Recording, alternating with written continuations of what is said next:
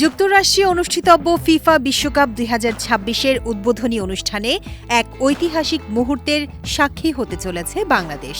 বিশ্বখ্যাত মার্কিন পপ তারকা কেটি পেরি এবং ব্ল্যাকপিঙ্কের লিসার সঙ্গে একই মঞ্চে পারফর্ম করবেন বাংলাদেশি বংশোদ্ভূত মার্কিন ডিজে সঞ্জয়।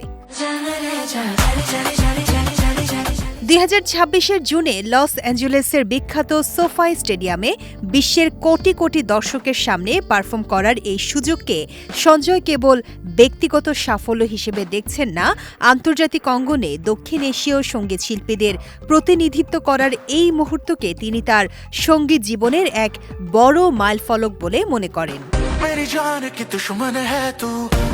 গণমাধ্যমকে সঞ্জয় বলেন, ২ সপ্তাহ আগে আমার সঙ্গে ফিফা কর্তৃপক্ষ যোগাযোগ করে। এরপর জানতে পেরেছি বিশ্বকাপের মঞ্চে পারফর্ম করছি। আমি অনেক ভাগ্যবান। ফিফা কর্তৃপক্ষ বিশ্বের বিভিন্ন দেশ থেকে শিল্পীদের আমন্ত্রণ জানায়, সেখানে আমিও আছি। পুরো বাংলাদেশের মানুষের ভালোবাসা ও দোয়ার কারণে হয়তো এটি করতে পেরেছি। একই মঞ্চে মার্কিন পপ তারকা কেটি পেরি, ব্ল্যাকপিঙ্ক তারকা লিসার সঙ্গে পারফরমেন্সের ব্যাপারে সঞ্জয় বলেন, এসব তারকার সঙ্গে পারফর্ম করার খবরটা যখন শুনলাম তখনই মা বাবার কথা ভাবছিলাম। কারণ আমি যখন ১০ থেকে ১১ বছরের তখন মা বাবার সঙ্গে সিলিকন ভ্যালিতে আসি। ৪ জনের পরিবার আমাদের।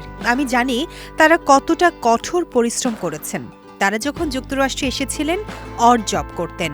আজ আমি যেখানে, এটা পুরোপুরি আমার মা বাবার পরিশ্রমের ফল। জন্ম শ্রীমঙ্গলে হলেও সঞ্জয়ের বেড়ে ওঠা চট্টগ্রামে। বাংলাদেশি সঙ্গীত নিয়ে সঞ্জয়ের অনেক স্বপ্ন। বাংলাদেশের সিনেমায়ও কাজ করার স্বপ্ন দেখেন। তিনি বলেন, আমি শাকিব খানকে পছন্দ করি, তার অনেক বড় ভক্ত।